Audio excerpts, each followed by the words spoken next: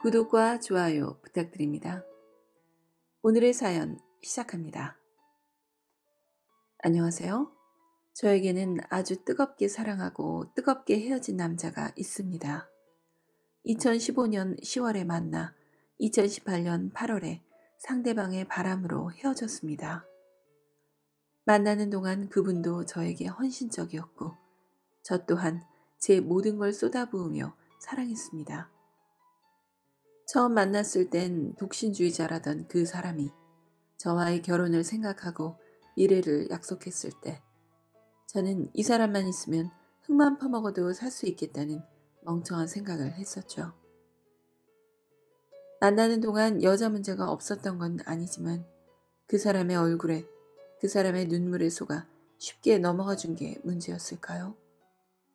서울에서 직장을 다니다 그 사람과의 이런저런 문제로 몸과 마음이 아파 퇴사한 후 고향이 지방이라 서울에 있을 이유가 없었지만 오직 그 사람 하나 때문에 제 퇴직금 실업급여를 서울 생활비로 탈탈 털어쓰고 퇴사 6개월 만에 고향에 내려가겠다고 한 저에게 자기랑 결혼할지 확신을 달라고 내려가기 전에 자신의 부모님을 만나달라고 하더군요. 그게 17년 12월 말일이었습니다. 그 사람의 부모님과 동생분 커플과 밥을 먹고 부모님 집에 들러 차 한잔하고 제 집으로 돌아가는 길에 우리 결혼할래? 라고 묻던 그 사람의 얼굴이 아직도 잊혀지지 않습니다. 그렇게 장거리 연애를 시작한 지 한 달 만에 바람이 났더군요. 집착하지 않는 내가 문제였을까? 쉽게 그 사람을 믿어준 내가 잘못이었을까? 갑자기 과외가 잡혔다며 여태 한 번도 없던 과외 선생님과의 저녁자리. 누가 봐도 운전 중인 소리인데 집이라면 잔다는 거짓말. 갑자기 나 몰래 바꾼 차에 연결되어 있던 수진이라는 이름. 뭐 등등 많았지만 저는 철석같이 믿었습니다. 그냥 이 사람이 날 두고 바람을 필 거라는 생각이 애초에 없었거든요. 2018년 8월 여름 휴가를 보내기로 하고 그 사람 집에서 머무르는 동안 청소며 빨래며 다 해주고 출근 준비도 해줘가며 퇴근 시간을 기다렸습니다. 심지어 그 여자가 사용한 욕실까지 제 손으로 직접 청소해줘가며 그 여자 머리카락까지 치워줘가며 그 사람 출근시키고 만난 제 친구가 요즘은 오빠랑 잘 지내냐고 묻더라고요. 저는 인스타를 하지 않고 제 친구는 그 사람과 인스타 친구였는데 알고 보니 바람피는 여자가 제 친구인 줄도 모르고 DM을 보냈더라고요. 친한 척 하지 말아달라. 자기가 그 사람이랑 어떤 사이인 줄 아느냐며 집에 돌아가서 보니 그제서야 다 이상하더라고요. 왜 아무것도 모르고 바보처럼 지내왔는지. 제 주민번호 앞자리였던 집 비밀번호가 바뀌어 있고 방에 걸어뒀던 내 액자는 어디 갔으며 차 서랍에 항상 두던 커플링은 또 왜 주방 서랍에 있는지 궁금해지더라고요. 그 사람 컴퓨터를 켜니 모르는 이니셜의 폴더가 잠겨 있었습니다. 폴더의 비밀번호를 안 알려줘서 카메라를 켜보니 와, 그 여자와의 모든 게 사진에 담겨 있었습니다. 나 찍어주려고 비싼 카메라 산다고 하더니 제 사진은 한 장도 남아있지 않고 전부 그 여자 사진이었습니다. 제 생일이 5월인데 그는 그해 제 생일 때 친구랑 일본 여행을 다녀왔었거든요. 그런데 날짜를 보니 여행 다녀왔던 그 주 주말에 바로 그 여자를 집에 들여 둘이 란제리 쇼를 했더라고요.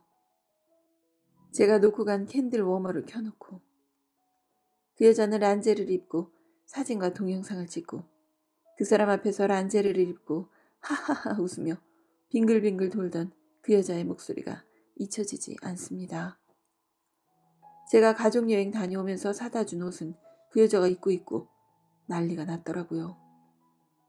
제가 휴가 가는 것 때문에 월요일에 올라오겠다고 했는데 굳이 늦게 오라고 자기 일하는 동안 심심하지 않냐고 말리더니 저 올라오기 전날 밤 그 여자랑 둘이 또 마지막 파티라도 했는지 아주 가관이었습니다. 그 사진들을 핸드폰으로 찍어 그 사람한테 전송하고 즐거웠냐 물으니 바로 전화가 오더라고요. 퇴근하고 와서는 당당하게 어차피 걸리면 헤어질 생각이었다는 둥 빌지도 않더니 제가 울고불고 하는 그 순간에도 그 여자 이름을 거짓말해가며 저를 속였습니다. 제가 집에 데려다 달라고 하니 가지 말라고 그제서야 울더라고요.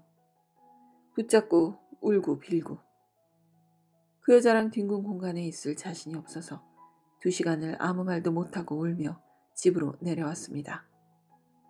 스스로 갉아먹고 싶지 않아서 다 정리해주겠다.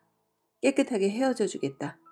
연락하지 말아달라 부탁하고 그 사람의 모든 것을 정리했습니다. 그 사람이 또 매달리더라고요.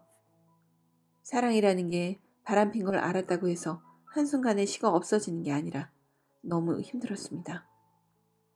용서하고 모르는 척 만나고 싶은 마음이 커져서 너무 무서웠습니다. 바람핀 여자가 사실은 내가 알던 여자였고 나랑 사귀기 전 원나잇 했던 상대였고 여친이 있는 사람인 줄 알고 있는 상태였다는 걸 알고 나서는 걷잡을 수 없이 분노가 치밀었습니다.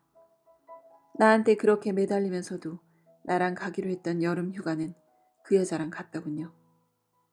휴가지에서도 혼자 간 척, 네 생각이 난다며 용서해달라며 온 그 전화도 너무 가증스러웠습니다. 그 사람 집에 쫓아가 목이라도 조르고 싶었습니다. 상상 속에서 12번도 더 그 사람을 죽였습니다. 술이라도 한잔하면 제어가 안 될까봐 뜬 눈으로 밤새워가며 셀 수 없이 힘든 날들을 지내왔습니다. 그 사람은 19년 8월까지 저에게 연락을 했습니다. 퇴근하고 찾아오고 쉬는 날 찾아와서 밥 사 먹이고 옷 사입히고 선물도 줘가며 매달리던 그 사람이 다시 사귀자 너무 쉽게 말하더라고요. 제가 우리 부모님도 알고 내 친구들도 다 아는데 어떻게 할 거냐. 못 만난다 거절하니 자기만 두고 내려간 내 잘못이라며 외로웠다며 그 여자랑 안 만난다고 자긴 그런 관종 싫다고 연락처도 없고 차단했다며 그 여자 욕을 해대며 매달리고 붙잡고 울고 화내던 그 사람이 그 여자랑 19년 여름휴가를 제주도로 다녀왔더라고요. 그 사실을 알고 제가 푸사를 연예인 커플 뒷모습으로 해놓았더니 저인 줄 알았나 봐요. 행복하거라. 이렇게 5글자를 저에게 보내더군요. 미안하다도 아니고 행복하거라? 기가 막혔습니다. 제가 애인이 생겼다고 생각해서 충격을 먹은 건지 어떤 건지 인스타를 닫았다가 며칠 만에 다시 연 그 사람 계정엔 그 여자와의 연인 관계를 인정하는 글들이 올라왔습니다. 그 후엔 더 이상의 연락은 없었습니다. 저는 작년 12월까지 그 사람에 대한 분노가 가라앉질 않았습니다.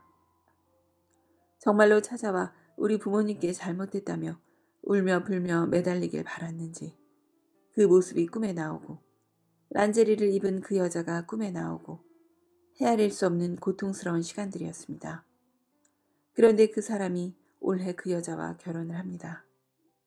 저랑 헤어진 지가 이제서야 2년인데 그 여자랑은 2월 달에 2주년 파티를 하고 4월인가엔 777일 기념으로 프로포즈를 했더라고요.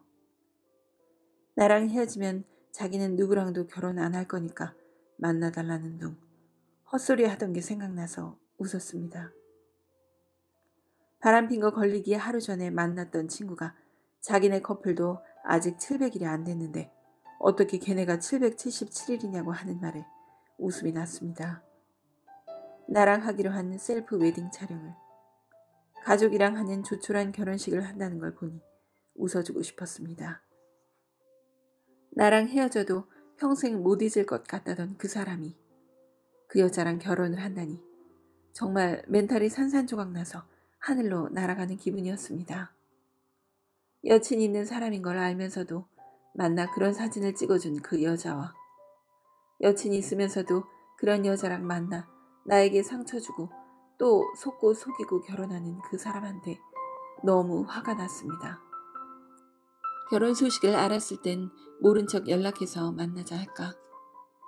나도 그 여자한테 똑같이 되갚아줄까? 머릿속으로는 무한한 상상을 하다가 이제 저도 그 사람에 대한 분노를 내려놓고 위로받고 싶어져 글을 쓰게 됐습니다.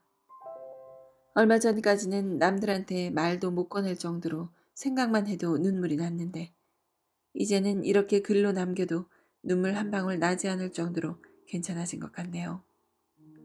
그래도 문득문득 나는 그 두 사람 때문에 이렇게 아무도 못 만나고 누구에게도 마음 열지 못하는데 연애고 결혼이고 아무것도 하고 싶지 않은데 내 눈에 피눈물 뽑아놓고 남들에게 축복받으며 건강하고 행복한 부부인 것 같아 보이는 그 모습에 너무 우울하고 서러운 기분이 드는 건 어쩔 수 없네요.